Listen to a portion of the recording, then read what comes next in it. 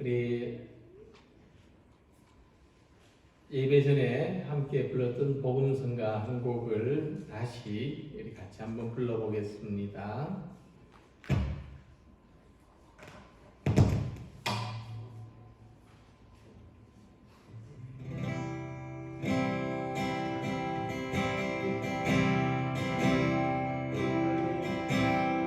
그 땅이 마른 수확을 양을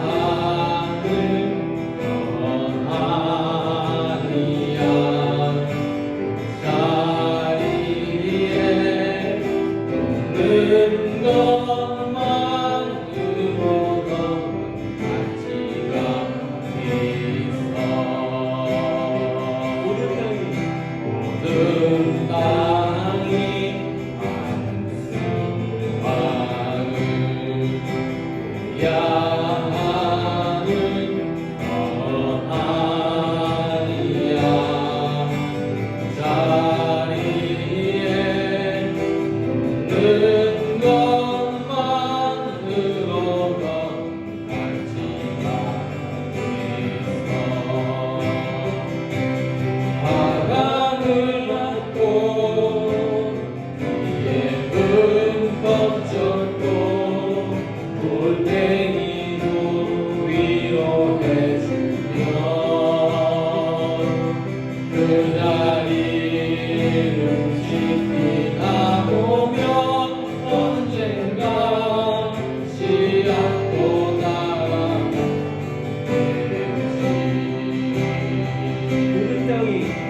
모든 땅이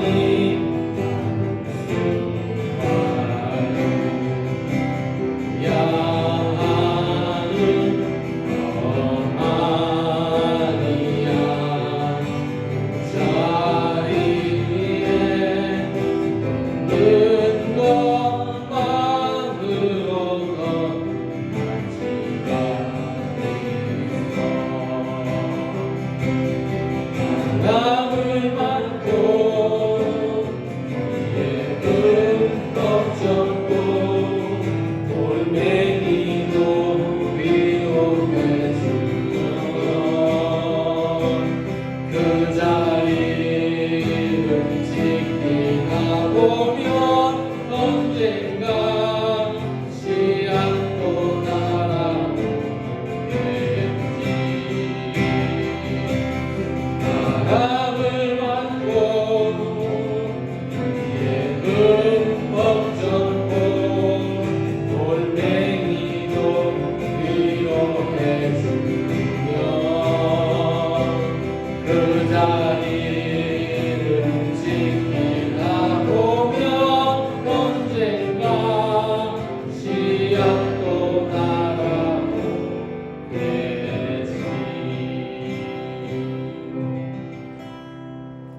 할렐루야. 이 찬양을 작사하고 작곡하고 직접 부른 사람은 조유진 선교사라는 분입니다. 부부가 모두 요르단에서, 중동의 요르단에서 선교 사역을 하고 있습니다. 근데 이 조유진 선교사는요, 음악의 하버드 대학이라고 할 수 있는 미국의 줄리어드 음대에서 악장을 지낸 사람입니다. 그러니까 최고의 음악인이죠. 그러면서 이 복음이 척박한 중동 지역에서 선교 사역을 감당하고 있습니다. 음악가로서도 얼마든지 좋은 삶을 누릴 수 있는데 말이죠. 이렇게 선교 사역을 하면서 많은 찬양곡을 썼는데 유독 또 이 곡에는 기독교적인 상징을 표현하는 그 표현이 없습니다. 그럼에도 불구하고 이 내용에 있어서는 어떤 복음성가보다도 더 기독교적인 신앙을 담아 놓았다고 할 수가 있습니다. 이것은 저는 그분들의 삶의 고백이라고 생각하는데, 왜냐하면 이 중동 지역에서는 한 영혼을 전도하기가 얼마나 어려운지 선교사로 10년, 20년, 30년 있어도 한 사람 전도하기 어렵다. 그래서 그 땅에서 그냥 예수님을 믿으면서 그 믿음을 지키면서 그 땅에서 살아가는 것 자체가 이 선교라고 합니다. 그 선교사 자신의 삶을 노래하고 있다. 하나님께 찬양으로 고백하고 있다는 생각이 듭니다. 제가 이 복음서를 어떻게 알게 됐냐 하면은 사실은 며칠 전에 아내가 찬양 한번 들어보라고 알려줬습니다. 이 찬양을 들을 때 제일 먼저 제가 생각이 났다고 합니다. 이 찬양 가사처럼 비록 우리들이 많은 수확을 내지 못하는 땅과 같은 모습으로 살아가지만 근데 지금 이 자리를 지키는 것만으로도 또 바람을 맞고 비에 흠뻑 젖지만 쓸모없이 버려진 돌멩이를 위로해주면서 또 어디선가 생명의 씨앗이 날아 들어오기를 기다리는 마음으로 날마다 하나님을 향한 이 삶의 패턴을 잃지 않고 믿음과 소망과 사랑의 삶을 살아내고 있는 것만으로도 우리가 살아가는 충분한 이유가 있고 가치가 있다는 것을 발견하는 모든 성도님들이 되시면 좋겠습니다. 이 마이클 샌델이라고 하는 아주 유명한 분이 이 공정하다는 착각이라는 책을 냈어요. 정의란 무엇인가? 그 책으로 아주 유명한 분이죠. 근데 이 공정하다는 착각이라는 책에서 이런 말을 합니다. 오늘 우리 사회는 능력주의 사회고 그 중에서도 우리가 생각할 때 이 대한민국은 능력주의의 정점을 찍고 있는 사회다라고 해도 지나치지 않을 것입니다. 이 능력주의는 어떤 거냐 하면 이 능력이 있고 성공한 사람은 자기가 잘해서 나타난 결과인 것처럼 오만합니다. 다른 사람들을 무시하고 낮게 봅니다. 반면에 성취를 이루어내지 못한 사람들은 끊임없이 자기를 비난하게 됩니다. 자기가 못났다. 또 스스로 초라하게 살아가도록 만드는 것이 능력주의 사회의 모습입니다. 저도 이 능력주의라는 틀에서 벗어나서 살기가 참 어려웠는데 그런 저를 격려해 주려고 하는 그 아내의 고마운 마음이 느껴져서 찬양을 들을 때마다 힘과 위로를 경험합니다. 이 시대 유명한 철학자 한 사람이 사람들이 왜 불안을 느끼느냐 그 근본적인 원인은 사랑의 결핍이라고 했습니다. 그래서 사람들은 더 많은 사랑을 얻기 위해서 물질을 소유하거나 또 명성을 얻거나 또는 어떤 영향력을 가지려고 한다. 우리도 마찬가지로 그렇게 추구하는 것은 더 많은 사랑을 얻기 위해서다 하고 말했습니다. 자, 이렇게 본다면 우리가 능력주의를 추구하는 사회가 된 것도 결국 능력이 있어야만 성공을 해야만 더 많은 사람들로부터 사랑을 받을 수 있다는 생각. 성공하지 못하면 사람들로부터 배척당하고 버림받는다는 생각. 그런 그 사랑의 결핍과 불안에 있다고 하는 것입니다. 그래서 우리 안에 있는 이 사랑의 결핍이나 불안의 문제를 하나님 안에서 하나님의 그 풍성한 차별 없이 넉넉한 사랑으로 해결해 나갈 수 있다면 우리는 이 사람들을 어떤 소유나 능력으로 판단하지 않을 것입니다. 또 그렇게 판단받지도 않을 것이고 존재 그 자체를 어떤 사람이든지 그 존재 자체를 존중하고 존중받는 훨씬 더 따뜻한 세상을 살아갈 수 있을 줄로 믿습니다. 이솝 우화에 나오는 사슴 이야기가 있는데 이 사슴 한 마리가 호숫가에 물을 마시러 갔습니다. 이때 사슴이 이제 물 속에 비친 자기 그림자를 바라보게 되는데 이 나뭇가지 모양으로 여러 갈래로 뻗친 그 뿔을 자랑스럽게 바라봤습니다. 내 신체 중에서 가장 아름다운 것이라고 얘기했습니다. 그리고 이번에는 자기 다리를 봤는데 너무 가늘고 볼품이 없었습니다. 뿔은 이렇게 강해 보이는데 다리는 왜 이렇게 약해 보이는지 차라리 없음만 못하다고 생각했습니다. 그때 마침 배고픈 사자 한 마리가 나타나서 이 사슴을 잡아먹으려고 쫓아왔습니다. 근데 사슴은 그 보잘것없다고 생각했던 다리 덕분에 사자를 피해서 멀리 달아날 수가 있었습니다. 간신히 사자에게서 벗어났다고 안심했는데 그 순간 이 고개를 돌리다가 뿔이 숲에 들려버렸어요. 꼼짝할 수 없었습니다. 가엾게도 사슴은 사자의 밥이 되고 말았습니다.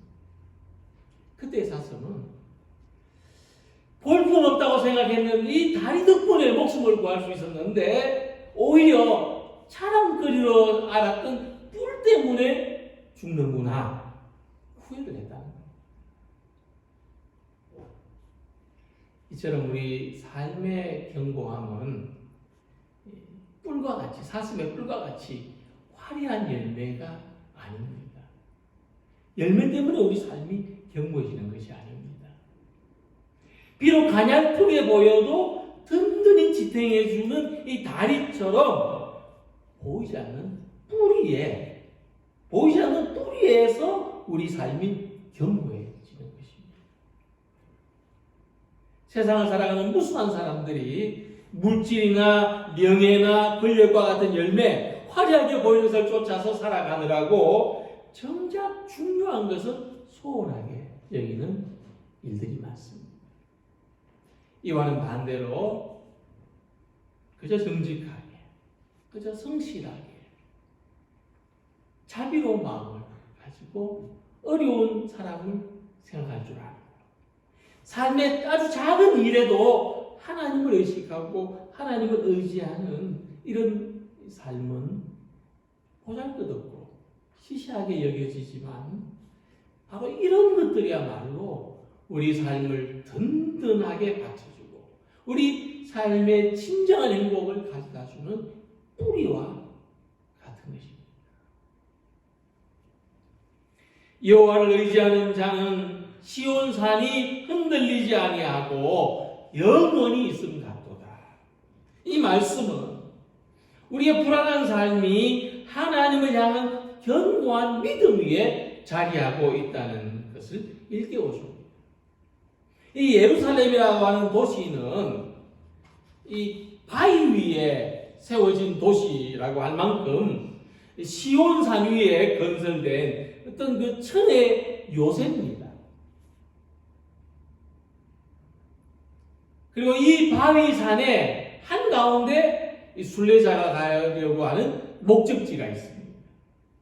그 거룩한 도시는 견고한 바위 위에 세워졌기 때문에 어디에서 바라봐도 높은 곳에 위치해 있고 안전하고 어떤 공격에도 흔들리지 않습니다. 로마가 예루살렘을 공격할 때에 다른 방법이 없어서 6개월 동안 에워싸고 모든 물을 끊고 모든 식량을 끊어야만 이것을 정복할 수 있었을 만큼 이것은 천의 요새였습니다. 순례자는 이 모습을 보면서 이 예루살렘이 바위산 위에 우뚝 서 있는 모습을 보면서 우리 삶을 뚫어 안고 계시는 하나님의 손길을 거기서 바라봅니다. 하나님을 의지하는 사람은 이 시온산이 흔들리지 않고 영원히 서 있는 모습과 같다는 것입니다. 하나님을 믿는 사람의 모습은 안전하고 견고합니다. 어떤 환난이 와도 믿음 안에서 우리는 버티고 견뎌낼 수 있습니다. 하나님을 믿는 사람은 오랫동안 한 자리를 지키고 살아온 고목과 같이 태풍을 만나고 천둥과 번개를 맞이하지만 어떤 거세고 강한 비바람에도 그 자리를 잃지 않습니다. 반석 위에 견고한 뿌리를 내려 있기 때문입니다. 우리의 삶에도 염려의 바람이 쉴 새 없이 불고 걱정스러운 일들, 어려운 일들이 시시각각으로 다가오지만 하나님의 그 견고한 반석 위에 그럴수록 믿음의 뿌리를 더 깊이, 더 넓게 내리는 성도님들이 되시기를 바랍니다. 그럴 때 우리는 넘어지지 않습니다. 세찬 바람이 불고 가지는 흔들릴지 모르지만 반석 위에 뿌리를 내린 사람은, 믿음 위에 뿌리를 내린 사람은 흔들 수 없다. 어떤 시련과 환난에도 버틸 수 있고 어떤 위험에도 안전하다고 하는 것입니다. 이와 같이 우리 삶에 든든하고 견고한 기초가 되시는 하나님의 보호 안에서 안전한 삶을 누리는 우리 성도님들이 되시기를 기원합니다. 이 이스라엘의 역사를 보면 전쟁과 이 평화의 그 온도 차이가 굉장히 극심했습니다. 어떤 날은 전쟁, 어떤 날은 평화. 주변의 나라들이 갑자기 막 쳐들어옵니다. 그런다 하더라도 조금도 이상하지 않은 것이 그들이 처해 있는 지리적이고 정치적인 상황이었습니다. 그 땅에서 언제든지 전쟁이 일어나도 이상하지 않아요. 뭐 지금도 그렇지 않습니까? 지금도 뭐 잊어버리고 있다 보면은 무슨 미사일 공격을 받았다, 테러를 당했다 이러죠. 이런 삶의 환경 속에 살아간다면 어떻겠습니까? 그래서 그들의 이 감정의 기복이 굉장히 심합니다. 우리가 성경에서 보듯이 홍해를 지나올 때는 북을 치면서 춤을 추면서 성내 노래를 부르지만 바로 그 다음 날에 광야에서 목이 조금 마르고 배가 고프니까 하나님이 우리를 여기서 다 죽게 만드신다 이랬습니다. 여리고성을 정탐하고 돌아온 사람들이 부정적인 보고를 했을 때 설마 그럴까? 우리가 한번 싸워보기라도 합시다. 이런 마음을 한 번은 가질 법한데 시도조차 하지 않고 밤새도록 통곡을 하고 그 다음 날에는 그 힘겹게 목숨 걸고 지나온 길을 다시 되돌아갔습니다. 감정이 시키는 일입니다. 감정의 기복이 심하면 우리의 삶은 요동칩니다. 하지만 이 40년 동안의 고된 광야의 삶을 살면서도 감정에 따라 움직이지 않고 하나님의 약속과 말씀을 신뢰한 사람, 그들은 약속의 땅 가나안으로 행진에 들어갈 수가 있었습니다.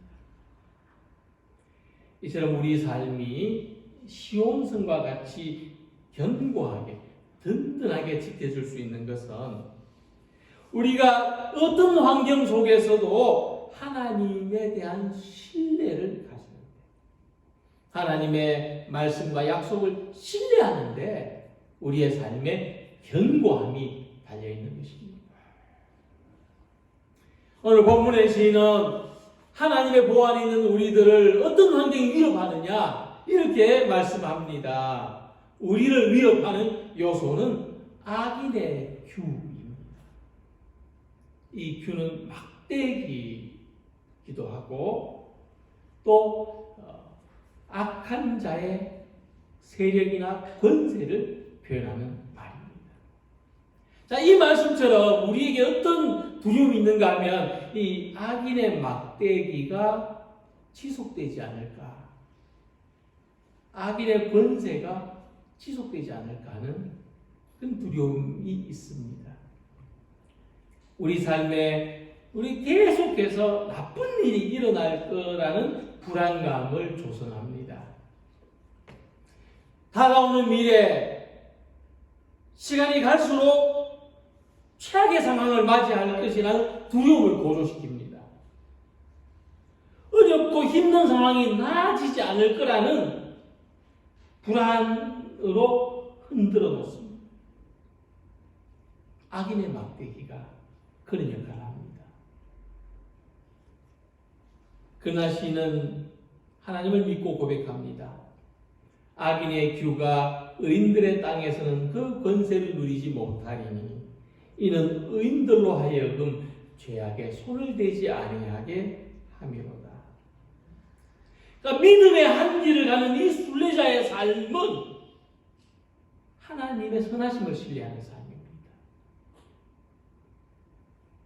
뭐 한다고 하던 농사, 먹이던 가축 다 버려놓고 그 순례의 길을 갈 수 있겠습니까? 하나님의 선하심을 신뢰하기 때문에, 하나님의 지키심과 보호하심을 믿기 때문에 그 믿음의 순례를 할 수가 있는 것입니다.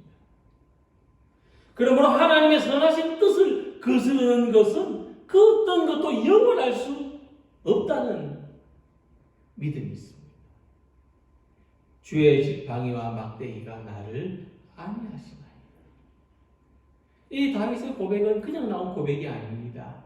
악인의 막대기가 강할지라도 이보다 더 강한 주님의 지팡이와 막대기가 우리를 보호하시고 인도하신다는 고백인 것입니다. 하나님의 선하심보다 강한 것은 없습니다. 어떤 절대적인 악도 하나님의 선하심보다 강할 수 없습니다. 이것이 우리의 믿음입니다. 그러므로 우리는 이 악인이 휘두르는 두려움의 막대기에도 흔들릴 수 없는 하나님의 말씀과 언약을 신뢰해야 됩니다. 여호와여 선한 자들과 마음이 정직한 자들에게 선대하소서. 하나님은 선하고 정직한 마음을 가진 사람들을 선대하신다. 그들을 의의 길로, 생명의 길로, 복된 길로 인도하십니다. 그래서 우리는 어떤 환경과 처지에서도 하나님의 선하심, 하나님의 헤세드를 신뢰해야 한다는 것입니다. 변함이 없는 선하심. 여호와여 선한 자들과 마음이 정직한 자들에게 선대하소서. 우리의 기도는 하나님의 약속 위에 기초하는데 우리가 매일같이 악인의 막대기로 두들겨 맞는다 할지라도 하나님이 지켜주신다. 하나님이 보호해 주신다. 하나님의 약속 안에서 우리의 안전은 지켜지는 것입니다. 선하신 하나님, 헤세드이신 하나님을 믿고 신뢰하고 악인의 막대기에 두려워 숨지 않고 흔들리지 않고 하나님을 믿는 사람으로서 믿음의 선한 양심을 지키며 살아가는 우리 모두가 되시기를 소망합니다. 이 깎아지른 절벽에 매달려서 암벽을 등산하는 사람들은 서로를 연결한 로프에 의지해 있습니다. 다 이렇게 줄로 연결되어 있습니다. 간혹 그들 중에 한 사람이 미끄러서 떨어지면 제대로 매달려 있는 다른 사람들이 그 떨어지는 사람을 붙들어 줍니다. 연결된 로프에 의해서. 한 사람이 미끄러져 떨어져도 두 사람이 붙어 있기 때문에 안전하게 매달려 있을 수 있습니다. 그리고 그들은 서로에 대해서 어떤 믿음을 가지고 있는가 하면 만약 빈벽과 같은 곳에서는 여러 사람이 떨어진 사람에 의해서 그 밑에 사람이 부딪혀서 또 떨어진다면 그러면 어떻게 될 것입니까? 내가 살기 위해서 내 밑에 줄을 자르라 버리는 것이 아니라 다른 사람을 살리기 위해서 내가 매달려 있는 줄을 자른다는 겁니다. 어떻습니까? 우리는 함께 이 세상이라고 하는 암벽을 올라가는 사람으로서 다른 사람을 살리기 위해서 나의 줄을 자를 수 있겠습니까? 아니면 내가 살기 위해서 다른 사람의 줄을 자르겠습니까?